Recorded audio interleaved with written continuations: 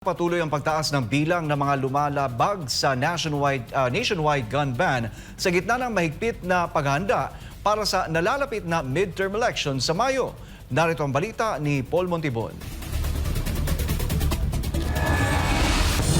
Batay sa pinakahuling tala ng National Election Monitoring Action Center o NEMAC nitong Martes, March 4, 2025, sumampa na sa 1,413 ang bilang ng mga lumabag sa ipinatutupad na gun ban ng COMELEC. Nananatili pa rin ang National Capital Region o NCR sa may pinakamaraming paglabag mula sa mga ikinasang operasyon ng pulisya kasama na ang checkpoints. Bukod sa mga sibilyan, tumaas rin ang bilang ng mga lumabag sa hanay ng PNP, Armed Forces of the Philippines, security guards at iba pang law enforcement agencies. Kaugnay rito, tumaas rin ang bilang ng mga nakumpiskang mga baril na umabot naman sa 1,488. Pinakamaraming nakumpiska ng mga otoridad ang revolver, pistol at iba pang uri ng armas, kabilang na ang pampasabog. Mula noong Enero nang ipatupad ang nationwide gun ban, umabot na sa 358,384 ang naisagawang checkpoints ng COMELEC na nagresulta ng pagkakaaresto ng mga pasaway na individual at mga kawani ng pamahalaan sa ilalim ng ipinatutupad na batas ng Commission on Elections. Para sa Diyos at sa Pilipinas kung mahal, nag-uulat Paul Montibon,